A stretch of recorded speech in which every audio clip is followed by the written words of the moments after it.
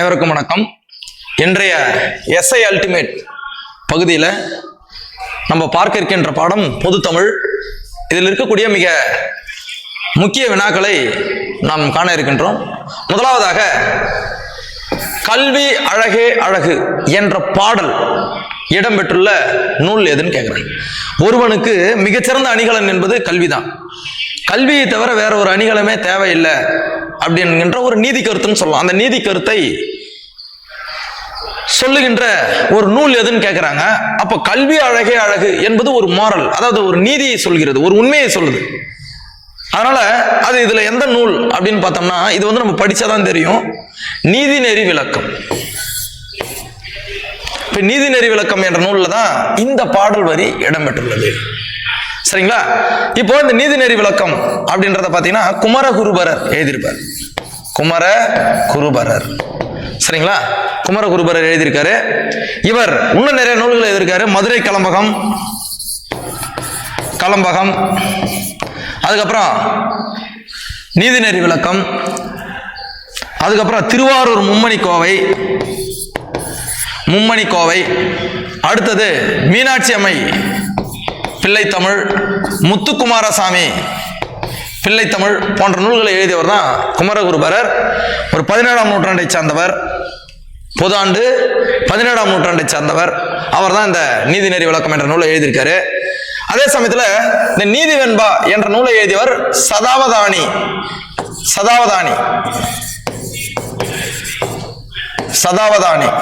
அதாவது ஒரே நேரத்தில் 100 செயல்களை நினைவில் வைத்துக் கொண்டு விடையளிக்கும் அந்த திறனுக்கு பேர் தான் சதாவதானி.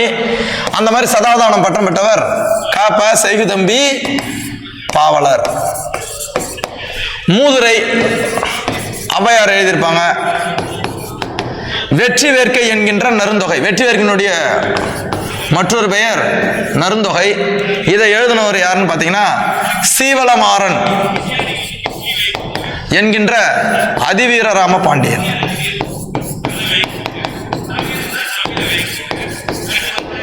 அதாவது கொற்கை பகுதியினுடைய அரசர். சரிங்களா? அப்போ கல்வி அழகே அழகு என்ற பாடல் இடம்பெற்றுள்ள நூல் நீதிநெறி விளக்கம். சரிங்களா? அடுத்தது, குமரகுருபரர் எழுதாத நூல் ஒன்று எதுன்னு கேட்கிறாங்க.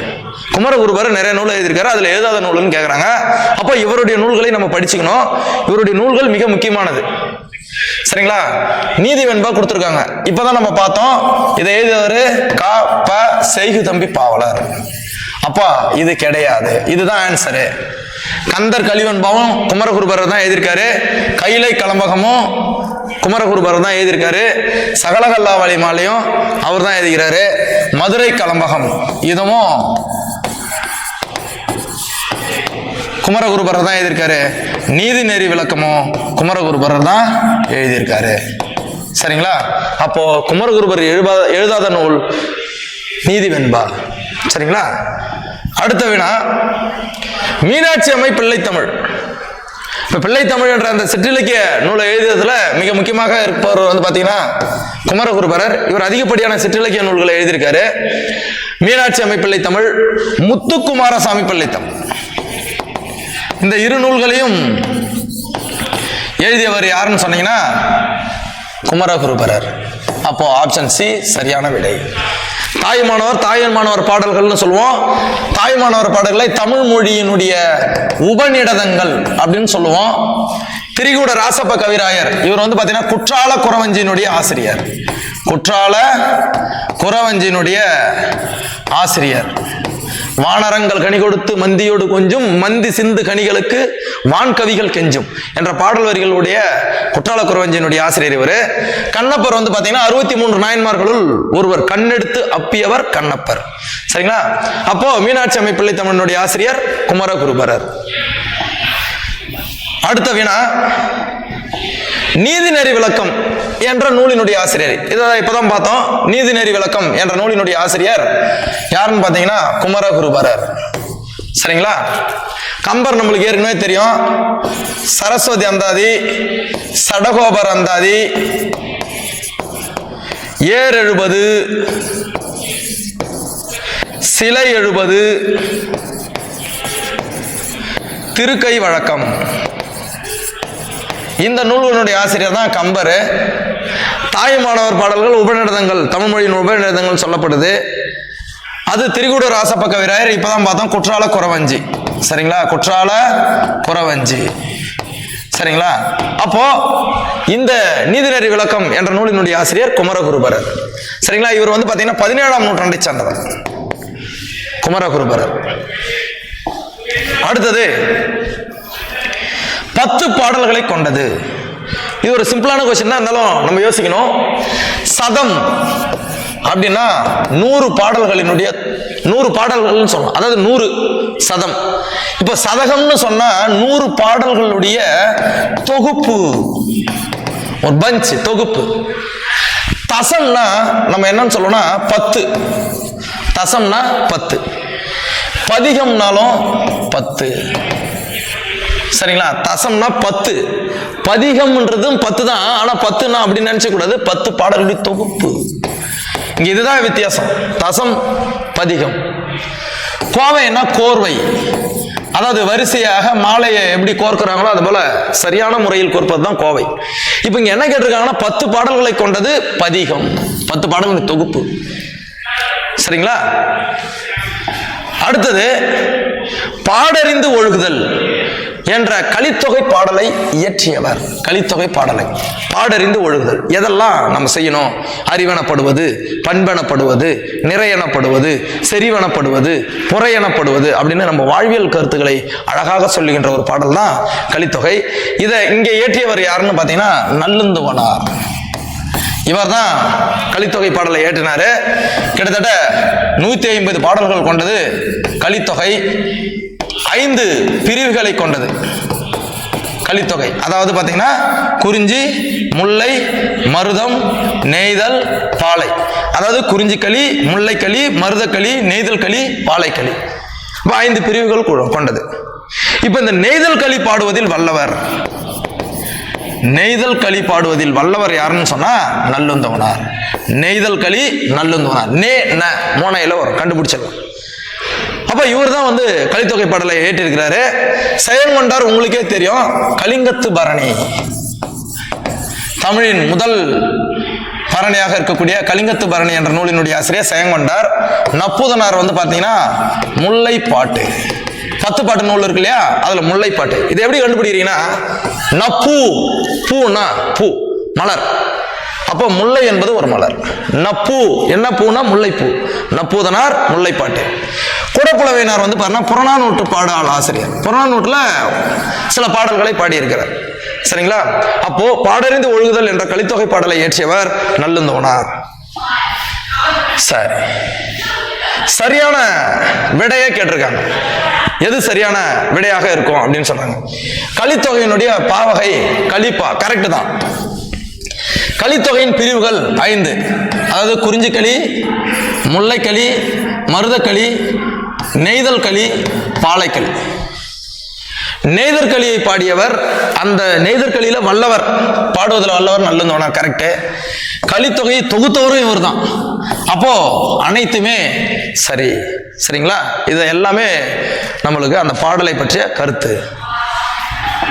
அடுத்த வினா, தவறான ஒன்றனை காண்க. அப்ப இதுல ஏதோ ஒரு இணை தவறா இருக்கு. ஆற்றுதல், ஆற்றுதல்னா ஆற்றுப்படுத்துதல் சொல்லுவாங்க. வழி, ஆறுன்னா வழி. தான் பெற்ற ஒரு பரிசிலையோ ஒரு பொருளையோ பிறர் பெறுமாறு வழிபடுத்துவது, அதாவது அவரிடம் செல்ல வழிபடுத்துவது. நம்ம சொல்றோம் இல்லையா, முன்னாடி போனவங்க வந்து நம்ம ரெக்கமெண்ட் கூட சொல்ல முடியாது, வழிபடுத்துதல், ஆற்றுப்படுத்துதல்னு சொல்லுவாங்க.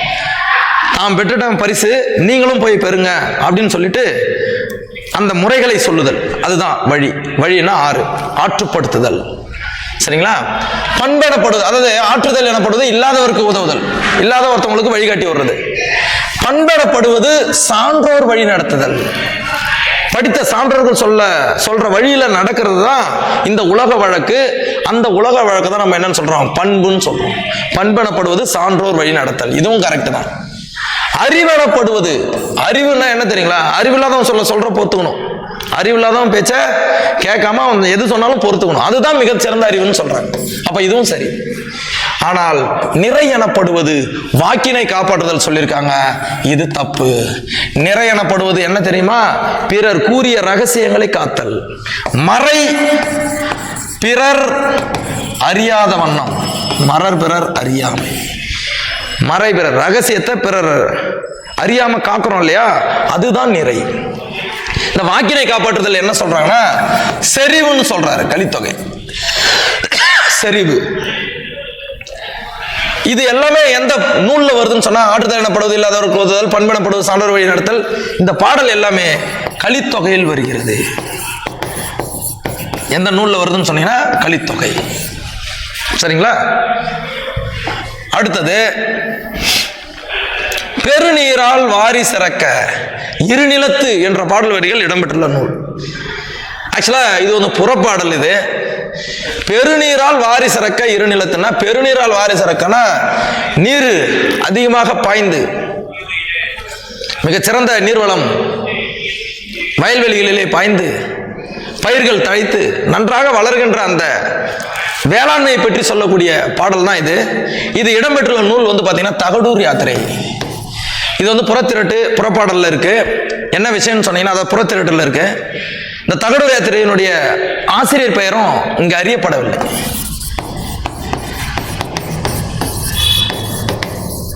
இந்த தகடூர் நூலில் தான் இந்த பெருநீரால் வாரி சிறக்க என்ற பாடல் வரி இடம்பெற்றுள்ளது. அந்த பாடலும் இடம்பெற்றுள்ளது. சரிங்களா? அடுத்தது தகடூர் என்று அழைக்கப்படும் ஊர். தகடூர் அப்படின்னு சொன்னா இன்றைய தர்மபுரி தான் அன்னைக்கு என்னன்னு சொன்னாங்கன்னா தகடூர் அப்படின்னு சொல்லிடுறாங்க. அதனாலதான் பேர் என்னன்னு சொல்றாங்கன்னா தகடூர் யாத்திரை. யாத்திரைனா புனித பயணம். யாத்திரை என்றால் புனித பயணம். அப்போ தகடூர் யாத்திரை என்ற நூலும் இந்த தர்மபுரி என்கின்ற அந்த சொல்லாடலை கொண்டுதான் வந்திருக்கு. சரிங்களா? அப்ப தகடூர் என்று அழைக்கப்படும் ஊர் தர்மபுரி. சரிங்களா? இந்த கரூர் என்ன சொல்றாங்க? வஞ்சி மாநகரம். அதாவது வஞ்சி மாநகர். வஞ்சி மாநகர். சரிங்களா? தஞ்சாவூரை நம்ம என்னன்னு சொல்றோம்னா தஞ்சை மருவுல சொல்றோம். சரிங்களா? அடுத்தது முள்ளில்லா காட்டில நட்டு வைத்த செடி. இது ஒரு நாட்டுப்புற பாடல். இது மக்கள் பஞ்ச காலங்கள்ல தன்னுடைய ஊரை விட்டு வெளியேறுவாங்க மழை பெய்யாதனால. அப்படி மழை பெய்யாதனால மக்கள் பட்ட துன்பங்களை சொல்லக்கூடிய பாட்டு தான். ஒரு சில பாட்டை சொல்ல மழைச்சோறு வழிபாடு அப்படின்ற அந்த ஒரு கான்செப்ட்ல வந்திருக்கும். அப்போ முள்ளில்லா காட்டுல நட்டு வைத்த செடி முருங்கை செடி. சரிங்களா? இது ஞாபகம் வச்சுங்க. முள்ளில்லா காட்டுல நட்டு வச்ச செடி முருங்கை செடி. முள்ளு முருங்கை. சரிங்களா? அடுத்தது தமிழரின் வீரத்தை போற்றி பாடும் நூல். என்னன்னா புறநானூறு வீரத்தை போற்றுது. அதே சமயத்துல பெருமை, புகழ், கல்வி, அரசியல், கொடை இது எல்லாத்தையும் சொல்றதுதான் புறநானூறு. நருந்தொகை என்பது வெற்றி வேர்க்கை. நருந்தொகையினுடைய மற்றொரு பேர் பாத்தீங்கன்னா வெற்றி வேர்க்கை. இதை நம்ம இப்ப பார்த்த மாதிரி அதிவீரராம பாண்டியன் எழுதியிருப்பாரு. சரிங்களா? அதிவீரராம பாண்டியன். அகநானூறு பல புறவர்களால் பாடப்பட்ட நூல். இது அகத்தை பற்றியது. அப்ப இது அவுட். ஏன்னா வீரம் தான் சொல்லியிருக்காங்க. அப்போ தமிழர்களுடைய போரையும் தமிழர்கள் கலிங்கர்கள் மீது தாக்குதலை பற்றி மிக அழகாக விவரிக்கின்ற ஒரு நூல் தான் எதுன்னு சொன்னீங்கன்னா கலிங்கத்து பரணி.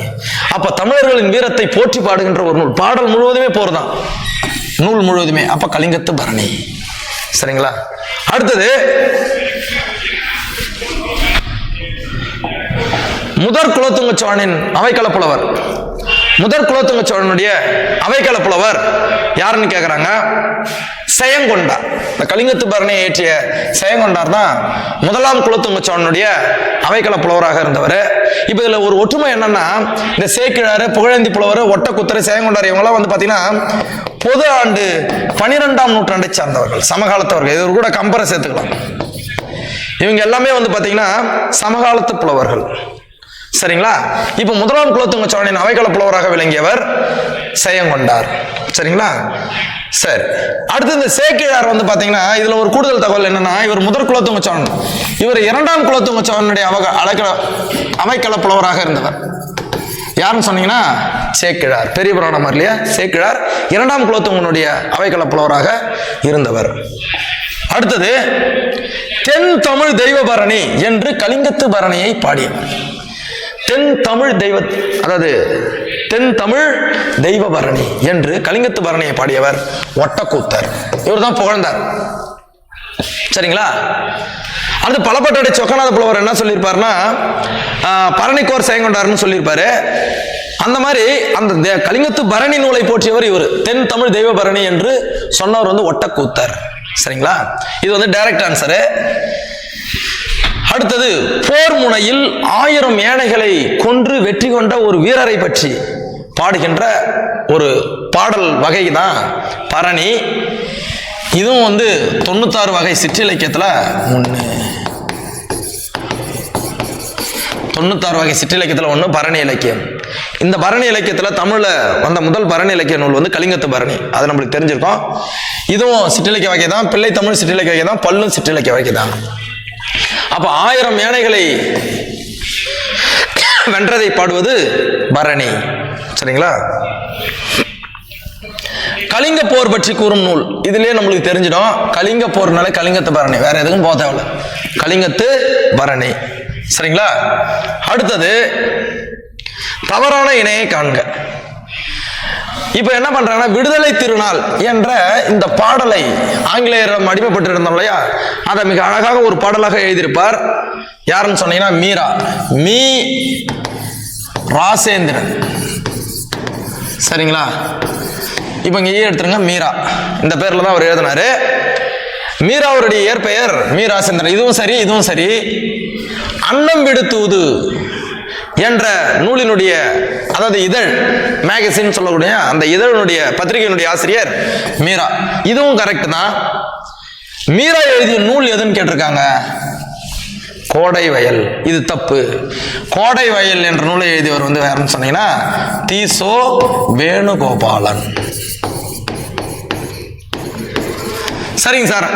அப்போ மீரா எழுதிய நூல்கள் ஃபேமஸான நூல் எல்லாமே ஊசிகள், குக்கு, கோடையும் வசந்தமும்,